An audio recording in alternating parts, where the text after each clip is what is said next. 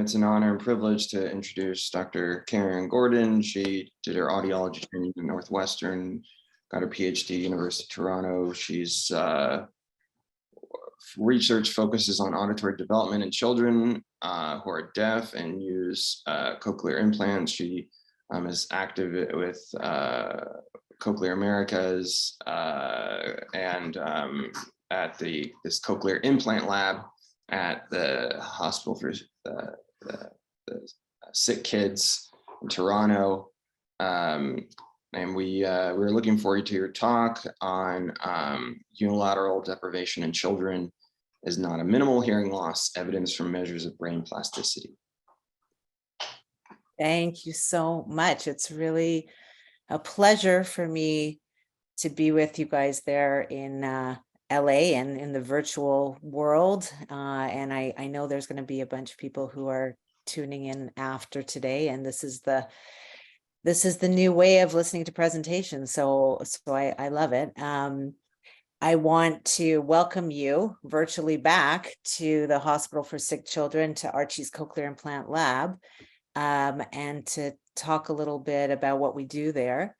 I also want to direct you to our Here podcast. There's a QR code here where we talk to other amazing scientists in our field. And if you have a chance, take a little listen to that.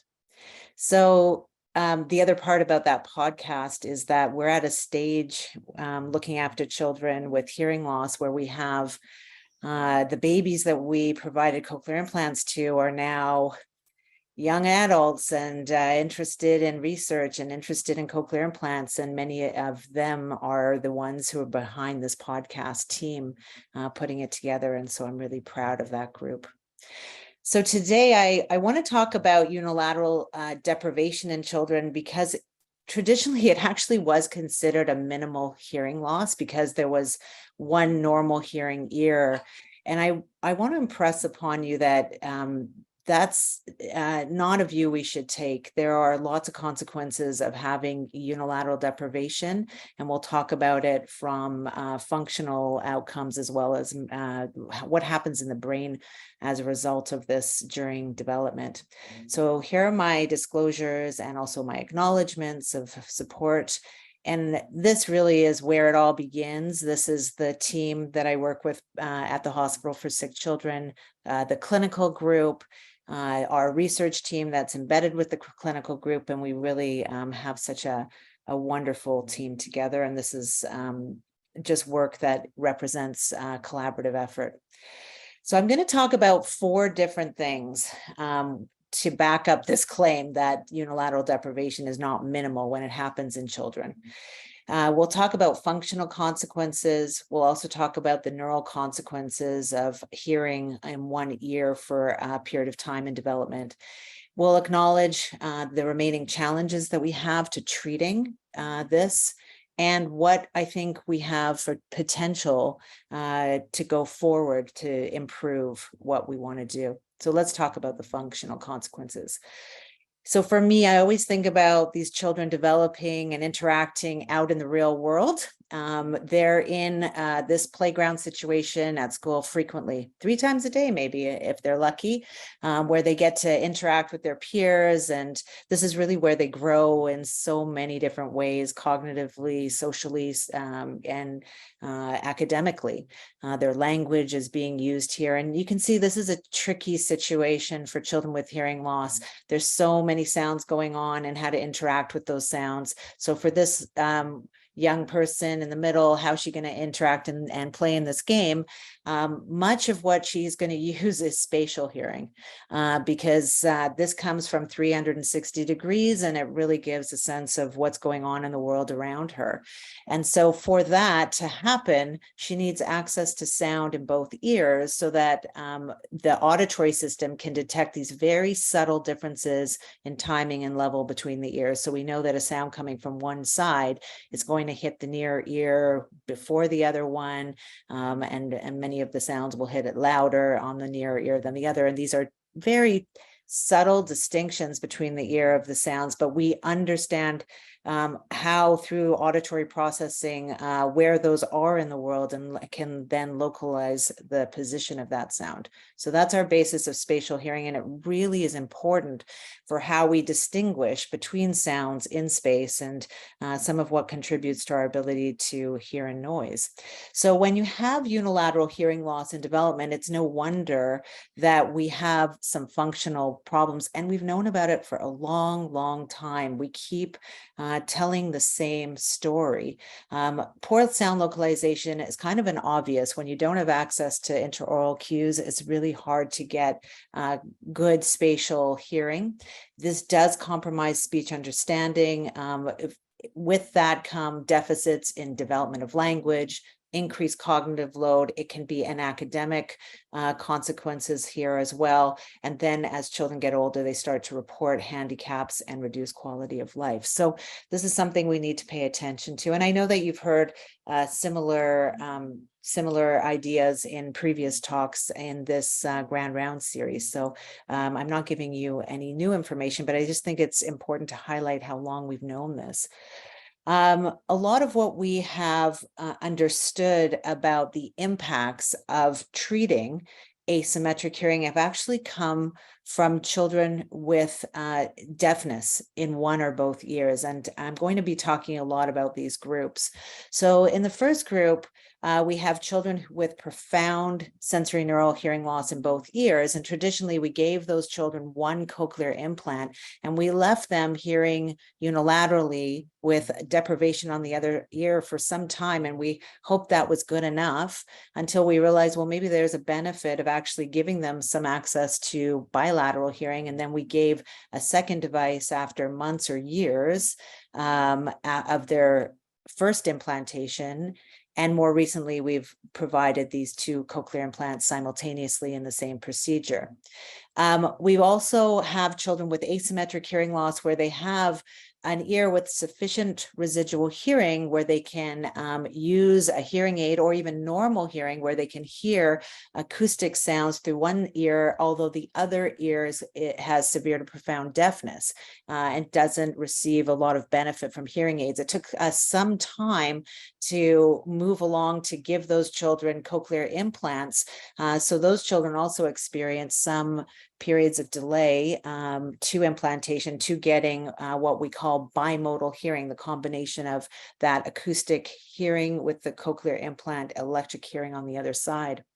So now we've, when we look at these two groups of children, those with bilateral profound or severe to profound loss and those with asymmetric loss, both cochlear implant users, and we compare the use of two inputs to both ears as compared to using one ear alone, or the better ear. If you look at their speech perception accuracy, we're measuring this in RAU just as a way of looking through different kinds of tests and normalizing between them. But we're looking at the advantage of using bilateral hearing in quiet as well as competing noise. And you can see in large groups of children with bilateral cochlear implants or bimodal devices, there's always a benefit. So whatever I tell you next, with what limits our ability to promote development in both ears in children, please remember that still there are benefits of listening to both ears rather than one alone. Okay. So let's get into what the problems are. And if we think about sound localization in a child with single-sided deafness who doesn't have access to the intraoral cues, it's no wonder that their spatial hearing is compromised. And so we have a nice setup in my lab where we use a speaker arm that is not visible to the child or the participant, which can move in any place along a 120-degree arc. And we can present a sound in one place and ask that child to indicate where it is. And then we can move the sound while it's playing from that place to another one and ask, where did that sound move to? And so there we get an idea for normal hearing children, how well they're able to localize stationary sound without any visual cues. You can see here, it's along the line of unity, how much the data just cluster there with low error rates as compared to children with single-sided deafness. You can see some are doing better than others. These straight lines across really are just guesswork on the part of those children for sounds coming from across the different angles of the speaker arm. When we move the sound here, this is a very simple analysis of the responses here as to whether they were correctly identifying a left word versus a right word movement. And again, you can see in normal hearing children how easy this task is when it's moving left by a lot or smaller degrees. They just absolutely know it's going left. And that's why you see the proportion of right responses are low. And then, when it's not moving, they respond left or right at chance, which is what we expect. And then we have this high degree of accuracy of indicating the sound moved to the right when indeed it did. And so you can see here that even the direction of movement, which you would think would be just such a basic spatial hearing skill, is just so impaired in most of these children with single-sided deafness. So that was a concern for us from a developmental point of view. And we thought, wow, if you have very poor spatial hearing, what impacts does that have on language and academics? So we looked at children who had no treatment for their single-sided deafness. We also looked at children who received 2 cochlear implants simultaneously, because we know from other studies that they're not getting normal spatial hearing either.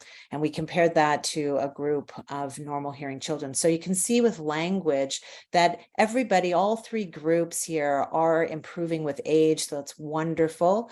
But when you account for age, there are still developmental differences. And you can see that the 2 groups of children with hearing loss are performing more poorly than normal. And the other thing I want you to note here is that there's no significant difference between children with untreated single-sided deafness and children with bilateral cochlear implants. So remember, these children have a normal hearing ear, and these are profoundly deaf children, or severe to profoundly deaf. And yet their language skills are not significantly different. And the same thing goes with academics. Word reading, pseudo word reading, and math. Again, we are seeing improvements with age, which is wonderful, but the deficits that we have across the ages persist in the 2 groups of children who have hearing loss and poor spatial hearing. And you can see again that these groups are actually not significantly different in their deficits relative to normal for all of these different academic tasks. So that's a worry. And we also tested working memory. We did this using a digit span, which is language based. There's no visual cues, but we also looked at a visual spatial task where children had to repeat sequences of dots and the positions of where they move through. This should be a relative strength, you would think. If you think about cross-modal plasticity for children with hearing loss, you'd think vision would be something that they excel on, but indeed no. They also show those deficits in this working memory visual spatial task.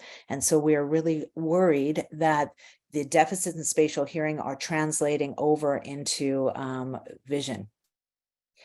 So I hope you are convinced that there are functional consequences for unilateral deprivation in development on language, memory, and academics. So let's talk about what's happening in the brain.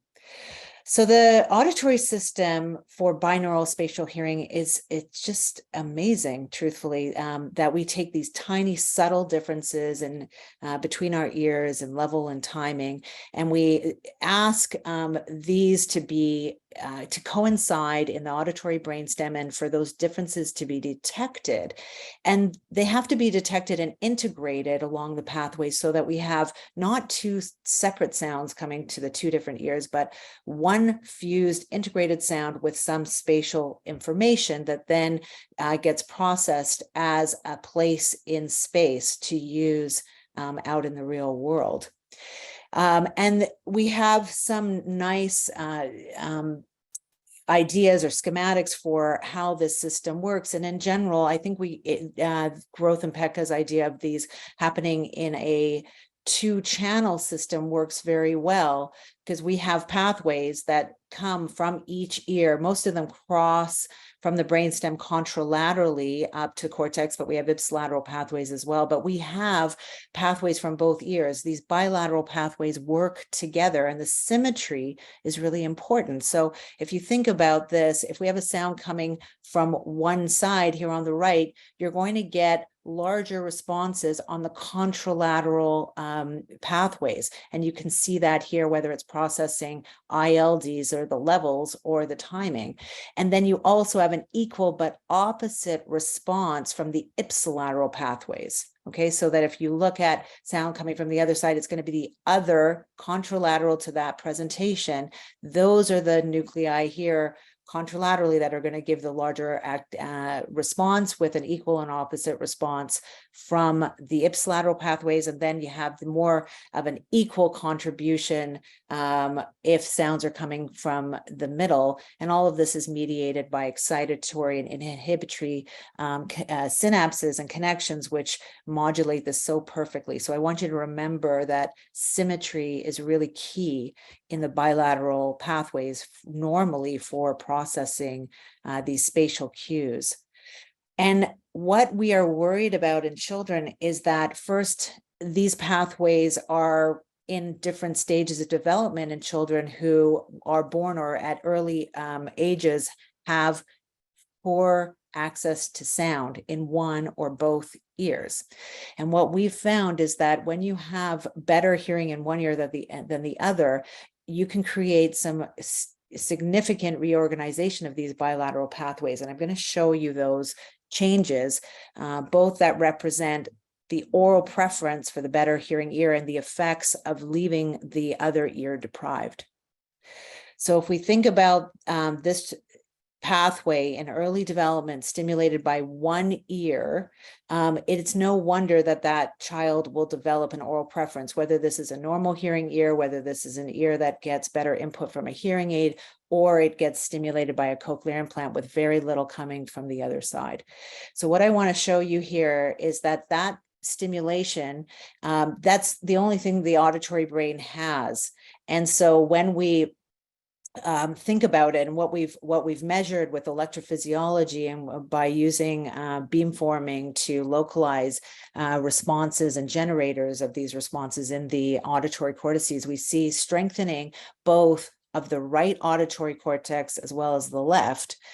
So both these bilateral pathways are really becoming preferential to the stimulated ear. So if we look at the cortex ipsilateral to the stimulated ear, what you would normally expect is that this contralateral ear is the one that's dominating that response. And indeed, you do see that in children with normal hearing and children who have who received 2 cochlear implants simultaneously at young ages. So we are establishing a normal dominance of the contralateral ear in those children. But that you can see both in 2 groups, children with bilateral cochlear implants who had a delay to that second device, or bimodal users who had a delay to getting stimulation from their severe to profoundly deaf ear. You can see that there's a reversal toward an increased enhancement or response to the ipsilateral hearing ear. And so that's what's going on over here. And remember, these are experienced cochlear implant users. So although this happened with a delay to bilateral implant use, we haven't been able to reverse it despite ongoing bilateral input.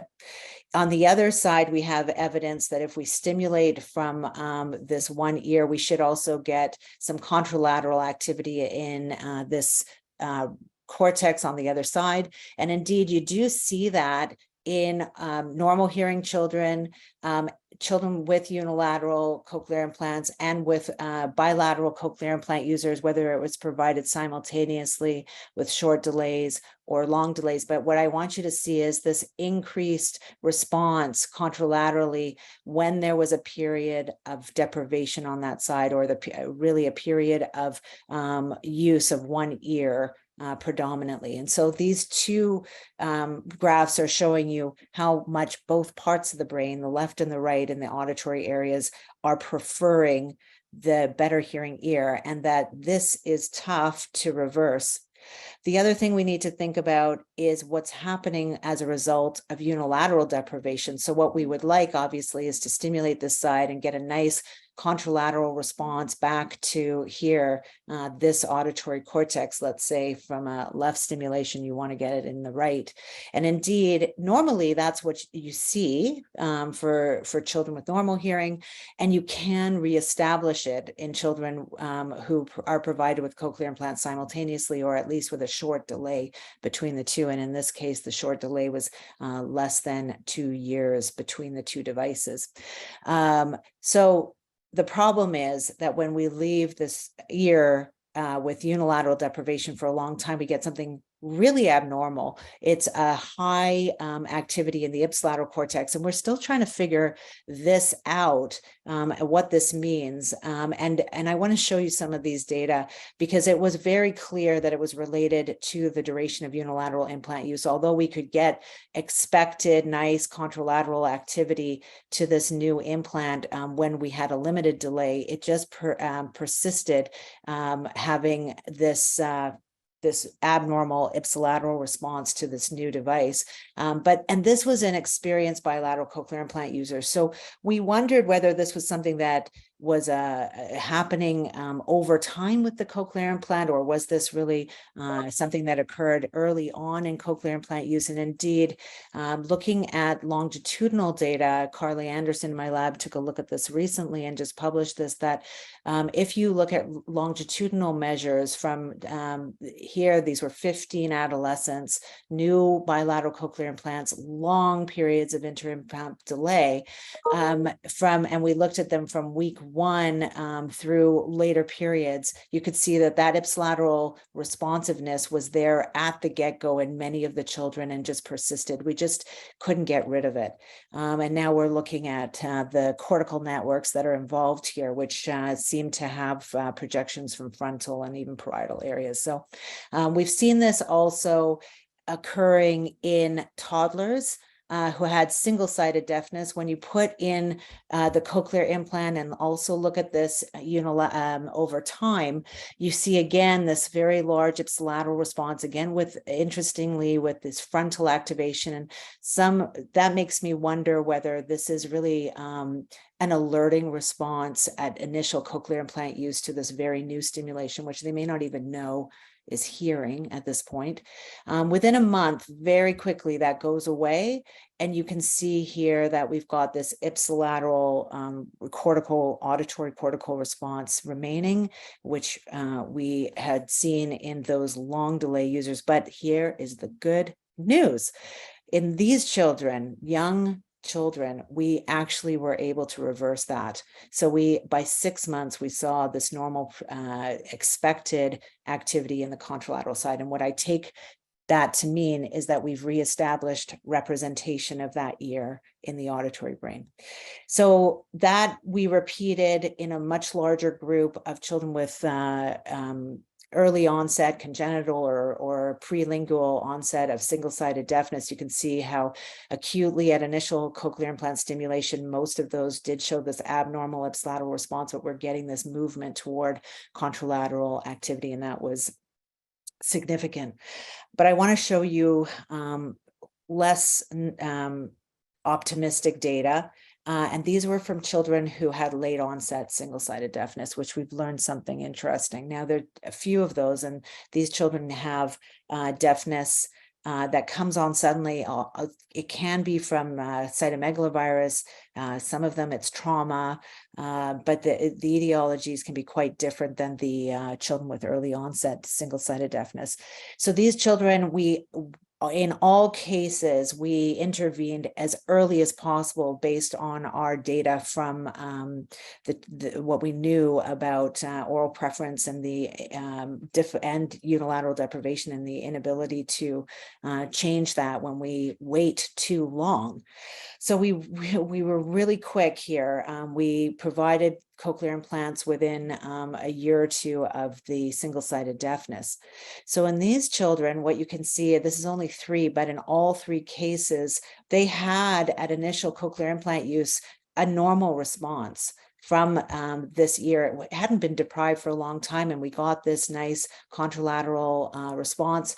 This was great. So we are maintaining the pathways. Unfortunately, what you can see over time is that this decreases. So we actually are getting an increase in that abnormal response. I don't know whether this is because we just can't halt the natural process that the auditory system goes through when you have a loss of hearing on that side, and the cochlear implant just isn't enough to halt that, or we're seeing some other, maybe a loss of use. It's difficult for these kids to keep using their devices. They're not super motivated. The pandemic also didn't help. So all of those together mean that we are actually losing ground on that ear in these children. So what I've shown you here is that unilateral deprivation, it has significant consequences to the auditory pathways in development, both from the perspective of oral preference, where the better ear is allowed to really dominate. Both cortices, auditory cortices, strengthen from the better hearing ear over time. And it's persistent when that asymmetric hearing remains for several years. And there's also the effects, you have to remember, of depriving the opposite ear, where we get this abnormal ipsilateral response, which we're still learning about and why that appears. But we do know that it's reversible only when deprivation is limited. And we do see this abnormal shift toward that abnormal ipsilateral response in older, newly acquired single-sided deafness.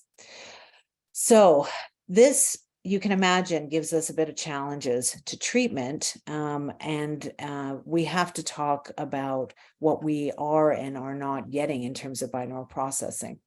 So I told you that the normal hearing system is really good for spatial hearing. It just does such a tremendous job of getting these tiny differences between our ears to be meaningful.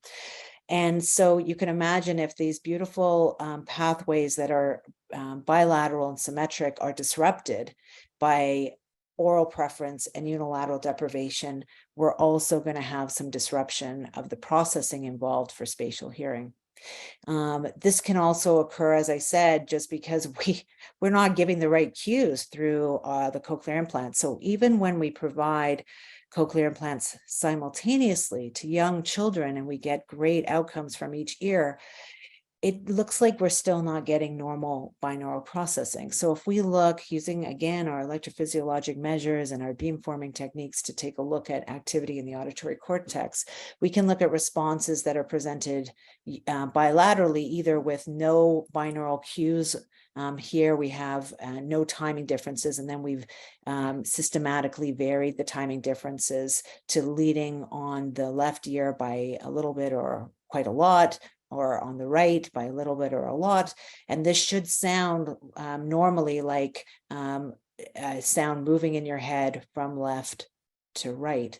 And you can see in the brain that what happens here is that those pathways kick in, and that when sounds are coming ipsilaterally, the ipsilateral cortices are suppressed relative to the contralateral dipoles or responses in the contralateral brain.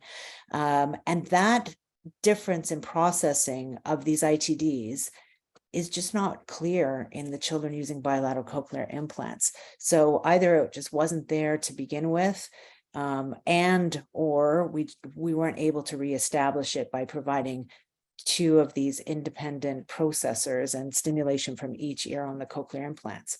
So we've been working on why that may be. We also took a look in the same children with simultaneous implants on cortical connectivity. Just to simple sounds, this is a passive response. You can get really fancy in terms of the cortical networks and trying to understand what processing is going on. But here, this is a very simple task. They're not meaningful sounds coming through the implant. The children are just kept happy watching a movie while we do this.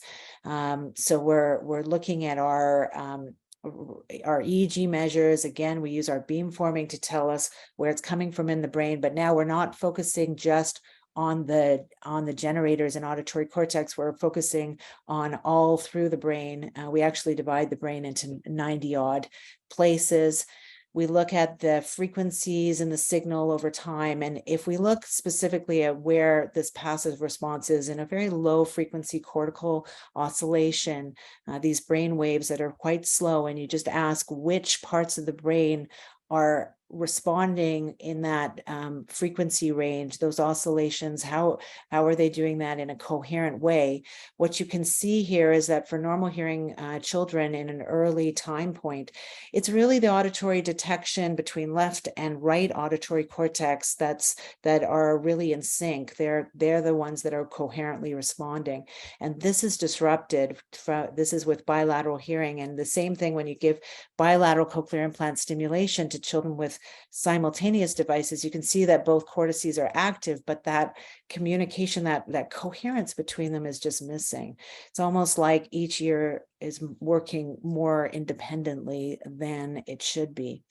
And so when we think about what we're doing when we give back bilateral hearing, either through 2 cochlear implants or bimodal hearing, which is acoustic sound with a cochlear implant ear, we wonder what that's doing for sound localization. And we have to realize that those pathways that are processing that bilateral input are still impaired, and that comes out functionally. So remember, this was our setup for stationary sound localization, where normal hearing children can do it perfectly, even though they have no visual cues. It's quite amazing. And the errors of the single-sided deaf children, you can see we also did this when we gave them a cochlear implant, and we hope to see some improvements like you see in adults who had the benefit of having good binaural development in their lives before losing hearing on one side and then getting a cochlear implant. Those data look so promising with a cochlear implant for restoring spatial hearing. On the other hand, here, what we see is really subtle benefits. If you look at the error rates, you can see they're high relative to normal when the cochlear implant is off. They're higher in the deaf side, and it's really that side that just comes down. So we're giving more bilateral hearing for these children, but we're really not promoting better spatial hearing. The bilateral hearing is in this paper that we've just put out, does show up in terms of better speech perception on the implanted side, which is almost even similar accuracy rates to the normal hearing ear. So it's amazing how much they're getting bilateral hearing. But from a binaural processing point of view and a spatial hearing point of view, we are missing the mark. You can see the same thing from sound localization. I showed you how good normal hearing children can do on this task, knowing whether the sound moved to the left or to the right, and how difficult it is for children with poor spatial hearing, with no access to interaural cues here. And the implant really isn't giving us too much of a help on that, which is actually quite surprising to me. So we have challenges to binaural processing, and that's coming out with remaining difficulties to give children back what we really want to give them, which is spatial hearing, so they can go out in that playground and get benefits interacting with their peers. But I don't want to leave this talk with such a negative view of what we don't have. Let's think about what we might be able to do. glass half full, hopefully there may be some remaining potentials for improving spatial hearing. And I think some of our recent work helps us understand this. Maybe not that these children with bilateral cochlear implants and children using bilateral bimodal devices, maybe they won't have normal spatial hearing, but maybe they can do something with these devices that is unusual and unique to them. So here what we have are sounds where we are presenting sounds bilaterally. It's an amplitude modulated sound that comes in. You can see a clear response as soon as the sound is turned on bilaterally. There are no interaural differences in timing or level, and you can see a major response. Now, remember, that's a cortical change from silence to sound. Then we leave that sound on for a second or so, and then we change the interaural level difference so that it is weighted either to the left or to the right by a lot smaller amounts. Okay, and here what you can see is the brain detects that change. That's really amazing. And then you turn the sound off and the brain says, oh, wait a minute, that was another change from sound now back to silence. And so I want you to remember that the brain's ability to detect changes is there, and it's still there for changes in interaural level differences. So it may not be a normal response to change. So we may not it may be something that's occurring, for example, with a detection of change in each ear, rather than a binaural change that would normally occur, but it is a change, and maybe we can capitalize on that. And you can see that the amplitude of that change to ILDs does change in amplitude. It gets smaller as that condition change decreases, as you would expect. So this becomes a cortical measure of sensitivity to ILDs. And it's interesting when you test children with bilateral cochlear implants on the same binaural stimuli that change in these ILDs from being weighted on the left by a little bit to by more, and then a little bit less, and then being weighted to the right by then more degrees of ILD weighting to the right side. You can see that when you ask children, where's the sound? Children with bilateral cochlear implants are able to do that. They tell you, yep, when it's weighted to the left, it's coming from the left. When it's weighted to the right, it's coming from the right. So they actually can use whatever they're getting with this detection of ILDs. They are making meaningful use of them into a spatial perception. The problem is, when you look at the time it takes for them to make those decisions, it's long relative to normal hearing children. And so they may be using some very different strategies, and we have to think about what that is and how to make that more accessible to them in a quicker time. This does translate also to their sound localization. So, I told you that, we're having this really poor spatial hearing, but when you look at children with bilateral cochlear implants, the error rate is high, no doubt, but you can see it emerging. It is emerging, definitely emerging better than what we're getting with children with bimodal devices, whether it's a hearing aid on one side and an implant on the other, or normal hearing on one side and an implant on the other. This is, we have some children who can do some of this, but many of them just are guessing. They really don't know where sounds are coming from when they're presented from one stationary location. Movement, we see the same thing, is that although the error rates in bilateral cochlear implants are high, there's still some emerging perception here of this direction, and it looks better than what we get in bimodal users. This is also, we've looked at reaction time, and it does look very effortful. But I do think that there's some keys here that, we do have something emerging. We do probably a lot of this does relate to their ability to detect ILDs, maybe in an unusual way, but maybe this is the start of something that we can get them to use.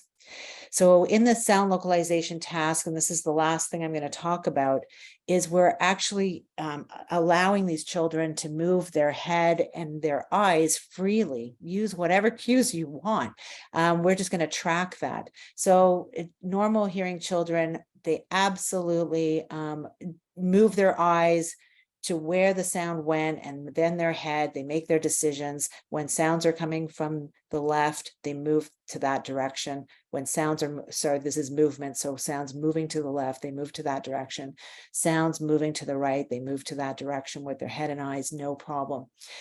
Here you can see bilateral users, there's some movement here where they're starting to get that, yeah, there's something going on the right, so they're moving toward the right. There's something going on, on the left. There's something going on the right. They're moving their head and eyes toward the right. Here, the bimodal users, they're moving, especially when the sound is on for longer times, but there's no clear direction. They're just looking around. What is going on? They don't have any visual cues to help them. That's maybe where we can help with training. If we could just provide them some way of finding an integration between, probably in a multi-sensory modality, that's going to help. So what have I told you? I've told you that unilateral deprivation is not a minimal thing. We have to really think about it. There are functional consequences that expand beyond hearing into language, academics, working memory, and even across modalities into visual spatial perception. I've shown you a lot of our work that really looks at the basis of this in the neural auditory pathways and the consequences of having one better hearing ear, and the pathways reorganizing to prefer that ear, which is difficult to reverse if we don't do it quickly, and also the effects of the deprivation in the opposite ear. I've shown you that we continue to have abnormal binaural processing in children who don't have good hearing from early in their lives, which challenges our ability to help them. But I wanted to leave you with a hopeful thought that we have potential for improving their spatial hearing. First, we have to just give them bilateral hearing through the most appropriate device in each ear that keeps the bilateral pathways alive. And I think we have to acknowledge what is it that they do best. And if they have better access to ILDs, let's use it. We know it's effortful for them, but maybe we could use it through a multisensory way in training, using unrestricted head and eye movements to make best use of those ILDs. And so I hope I'll be able to tell you more about spatial hearing in these children and how we're able to get them back out on this playground and achieving more successfully. And I'll leave you there and I'll leave you with the podcast. And I just want to say that for many reasons, my heart is there in LA for April 21st, this morning, and year 2023. And thank you for this opportunity.